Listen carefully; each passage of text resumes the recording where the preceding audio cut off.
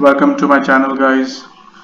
Today I have a mysterious murder case to share. One of the mysterious murder case which was unresolved in the history. Okay, so let's get into the video. The horror in room 1046. On 2nd of Jan 1935, a man walked into the Hotel President in Kansas City, Missouri, and asked for a room that was several floors above the lobby. He carried no luggage with him and he signed in as Roland T. Owen.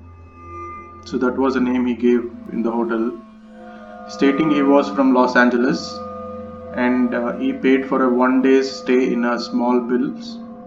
He was described as a tall, husky young man with a cauliflower-like ear and a large scar on the side of his head. Maybe one could feel perhaps is a boxer or a wrestler. He was later given the room 1046. So over the course of his stay, something mysterious happened in the room. One that covered the walls in blood. This is the unresolved mysteries of the world, the horror in room 1046. So shortly after his arrival, a maid arrived to clean the room. As she opened the door, she found the man sitting on the bed in the dark. Despite the fact that it was still light outside, he had tightly drawn the blinds, making the room pitch black. She recalled that the man seemed somewhat afraid or nervous, of what she was not sure. And she was cleaning the room, the hotel room. Roland T. Owen put on his coat and left the room, asking her to leave the door unlocked because he was expecting a friend to arrive later on. And at approximately 4 p.m. on that day, the maid arrived at hotel room 1046 once again to leave fresh towels for the evening. The man was lying on the bed in the dark. Beside him lay a note which read, "Dawn, I will be back in 15 minutes, wait." The following morning, same maid arrived to clean the bedroom. Once again, she found the man sitting motionless in the darkened hotel room, similar to the first incidents. As she cleaned room around him, the phone rang. Eavesdropping in on the call, she heard the guest tell the man on the other end of the line, who he described as Don, that he wasn't going to be having any breakfast that morning before hanging up the phone. Before the maid left, Roland T. Owen began to question her about her role within the hotel and what duties she was to carry out daily. So this is the question he asked the maid.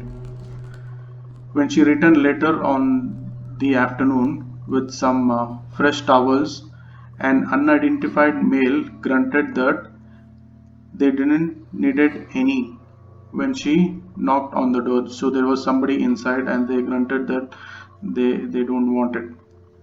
And at around 11 p.m. that night, a local man called Robert was driving downtown when he saw a man running down the street. He was wearing pants and a light shirt. It was an odd clothing choice for the winter. So it was a winter and the man clothing choice was a bit odd as described by this person Robert. But then this guy Robert thought, as he pulled over to ask if he needed any sort of assistance, the running man asked him if he could give him a lift to the hotel president.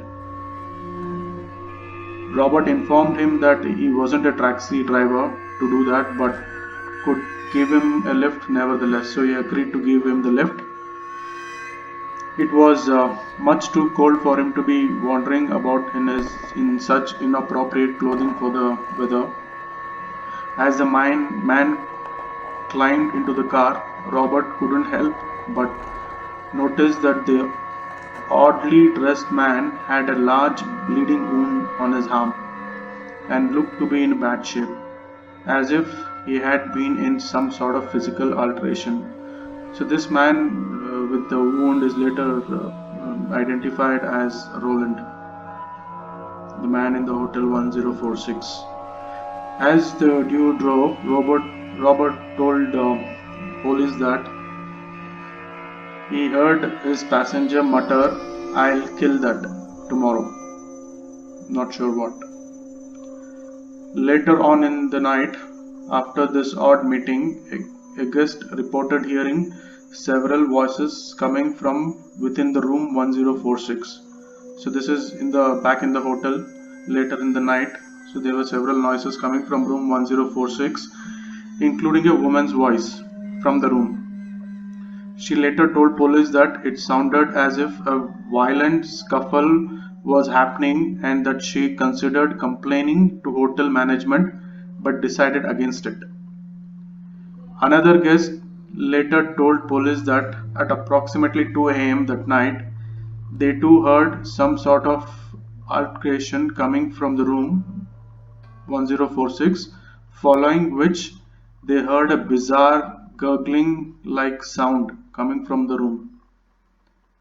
Back at the hotel president the next morning, it was noticed by the desk staff that the telephone in the room was left off the hook. So room 1046, the telephone was left off from the hook. So presuming it was an accident, a bellboy was sent up to inform the guest. When nobody answered, he used a master key to enter the room. At first glance, when he entered the room, he saw blood spattered over the walls and the floor, with some more spatter on the ceiling. So there was blood all around. In the bathroom, a naked man, which was identified as Roland, was on his knees with his head resting on the edge of the bathtub. Rope was tied tightly around his neck and wrist. He had been repeatedly stabbed across the head. There were slashes across both wrists and a gash on his chest over the heart. Still clinging to life, he said that he had simply fell against the bathtub. He died later on that night after being rushed to a nearby hospital. An investigation of the room turned up nothing. Not one piece of clothing could be found, and the complimentary hygiene products and towels had been removed by somebody. The weapon used to inflict the wounds on the man was nowhere to be found. Inside the bathroom, however, it was discovered that a water tumbler had been smashed, but the jagged portion was never uncovered. Could it have been the murder weapon? Not sure. Due to the blood spatter near the bed, police surmised that the man had most likely been attacked while sitting or lying in the bed before being dragged to the bathroom. Detective Johnson suggested that the gurgling like sound the other hotel guest had heard during the middle of the night was very likely that Roland T. Owen was gasping for air after the brutal attack. It was uncovered early on in the investigation that Roland was a fake name. That was not his actual name. Thus, his body was displayed at Melody McKinley Funeral Home. So his body was actually displayed after his death, so that people could identify. The unidentified victim was described as being approximately 6 feet tall and weighed around 180 pounds. He had dark brown hair, which was combed over the left side of his head. Underneath his mop of hair was a scar on the top of the forehead. The man who had picked up the bewildered hitchhiker the night before, recognizing him immediately, multiple people from separate establishments, including people from other hotels and even wrestling arena people, came forward to identify him. However, each person that identified him said he gave a different name. And the weeks passed, the man remained unidentified, even though many could identify him by only appearance. One bar worker actually came forward to tell police that he had seen the deceased man the night before he was murdered.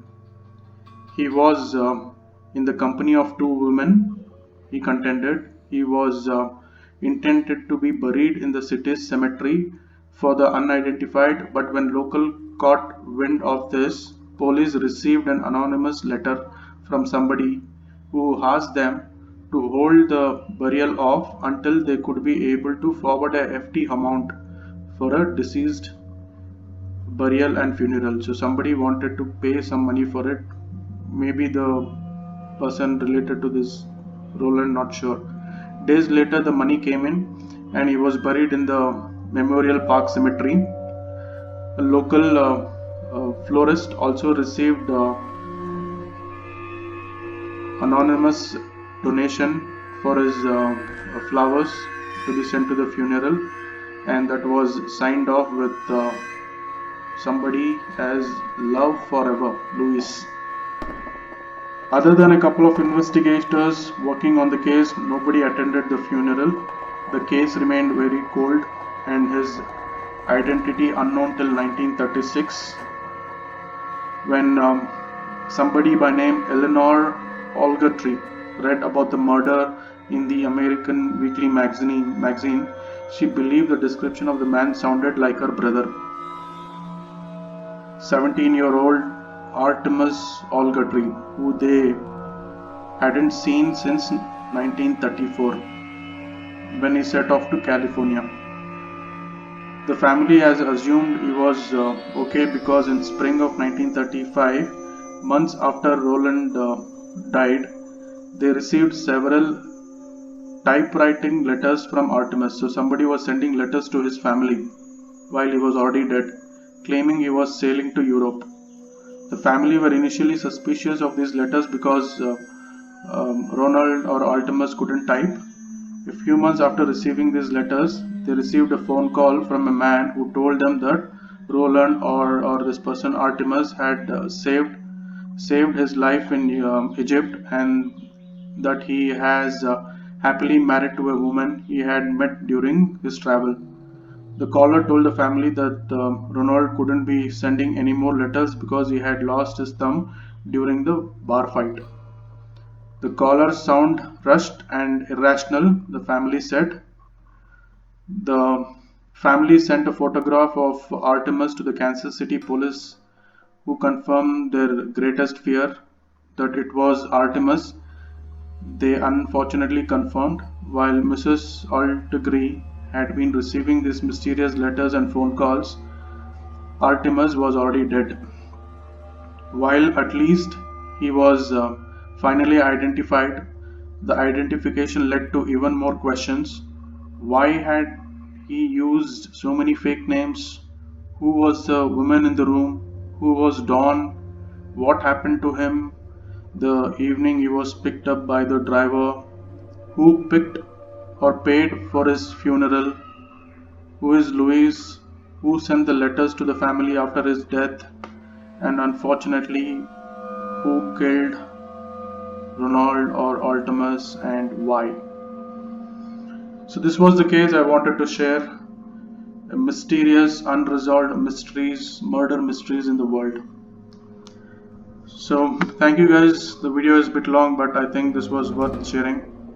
Thank you for staying with me and for supporting. Thank you so much.